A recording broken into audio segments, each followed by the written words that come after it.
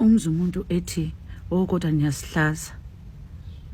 Ndikuhlaza njani ngasiyo wakini? Andikwazi. You are not my family member. Andikwazi anihlangene now. Ndikuhlaza njani? Because even if I were to do good, I was not going to make you proud. I have nothing to do with you. You have nothing to do with me. You go on social media. You go as far as inboxing a stranger. Umthuke, insult a stranger because of i-choice yakhe. Yamadoda. Nize nithi, uyadayisa. Even if ndiyadayisa yini ekudinayo kutheni unomsindo? Why are you angry? Ndincisha imali profit. Are we supposed to share profit mina nawe? Yindaba uhlanganaphi nekukuyami ngayiphiwa uJehova? Ngasuka naye ezulwini. Eyami. Noma yindaba, are you the one who buy me kanya guide mhlambe okanye uyongithengela izitempo nespads okanye you the one who's shaving me so you feel like une share kule kuyami? So I must split my shares, or I must consult with you before making my kuku decisions. You have to be the one telling me bana mele ngabe le kuku nginika bani.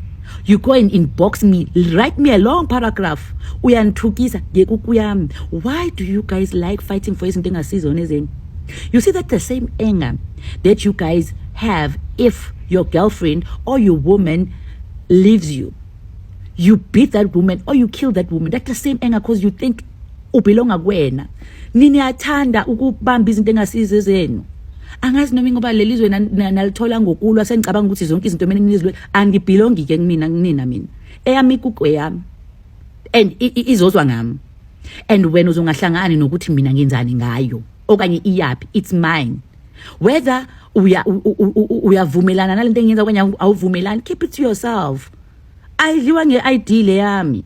No. Akusiyona i-government property le. Akusizona izinto odinga i-ID to qualify for yona. Who told you bana who must qualify to date me or to date any woman? Yini indaba nithanda ukulwela izinto engazazi?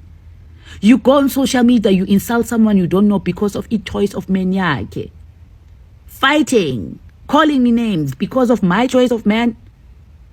And even say abazali bakho nkabe bathini bahlanganaphi, and when uhlanganaphi nokuthi abazali bami bathini. My parents didn't teach me ukubana sana this is government property eyama South Africans kuphela. My body is not government property. I am not government property. I decide what I want, and you won't come on social media and decide for me. Never sana ungafa okanye nifana nginikele nithwale enhloko nambe nayo ndithethe ubana nizoyinikeza bani. Niqala umuntu nemjongo ubana okay une papers iqala bese niyamnikeza nihlale mina ndinjonge ni control ke nina ni control amakuku wethu ngoba nina mesinikeza abanye abantu that you guys don't agree with nina engxaki. Hayi ke bo Beyonce anikahle niyasihlaza nina. Fellow South Africans in particular, I just want to talk about South Africans that are married to foreign nationals, okay? To say it's not easy to deal with that pressure. Those who are married to, the so-called foreigners, as South Africans who are married to foreigners, I'm saying don't lose hope. Don't succumb to the pressure. We know the stereotype around the fact that you are married to a foreign national. I mean, you'll be disowned by your own family, friends, neighbors, and all of that. Okay? The fact that, my brother, you're married to a foreign national, you'll be called names. Your wife will not, necessarily be supported in family gatherings and all of that. But don't lose hope. Your immediate family is your wife, children, and the fact that you're doing your own things. Okay, it will be desirable for your family, friends, and neighbors to support the fact that you are married to this black woman. You are married to this African woman. But we have received a particular education system as South Africans that taught us to hate other fellow Africans due to the 1884 Berlin Conference when these borders were established. Okay, but I'm saying love will always conquer any border boundaries. Okay, so I'm saying continue, be strong, don't succumb to the pressure, don't succumb to these stereotypes, negativity around foreign nationals. I'm saying to my sister, you'll be called names by your own family, you'll be called names by your own friends, neighbors, and all of that for marrying this man from Nigeria for marrying this man from the DRC, from Zimbabwe, for marrying this man from Lesotho, okay, from Uganda, from Kenya, okay, for marrying this man from Zambia, Namibia, from marrying this man who's from Tanzania. I'm saying don't lose hope, for because you'll be gossiped. You know, they'll actually speak back behind your back to say, look, he has married her because he wants document. Those kind of talks will always arise, will always emerge. So I'm saying to you, don't lose hope, okay? For because we don't know. We have been colonized. We have been brainwashed. We have been brainwashed as South Africans. And not only as South Africans, remember we were forced to actually learn that a person from Zimbabwe, Mozambique, and or any other African country is a foreigner.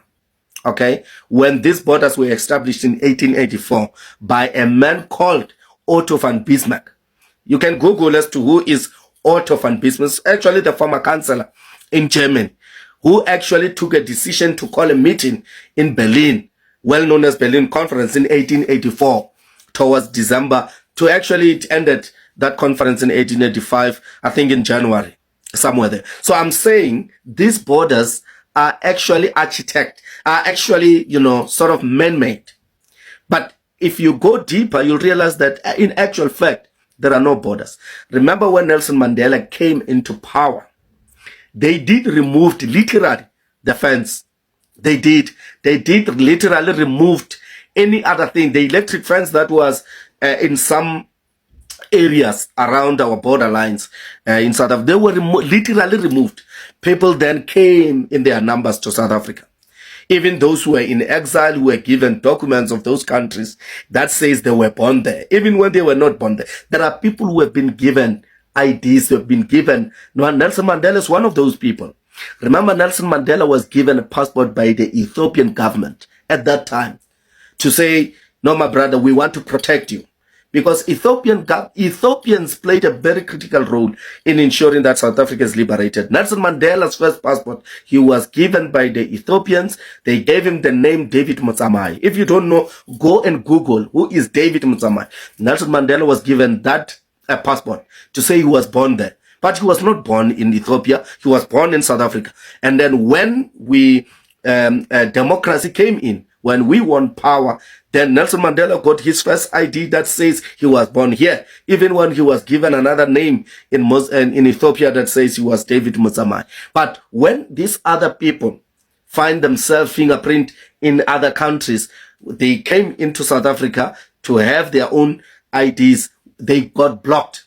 There are many people who were born in South Africa, left South Africa during exile.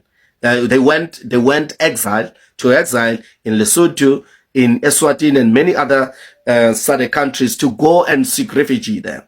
And they end up getting IDs, or rather, a passport of those countries.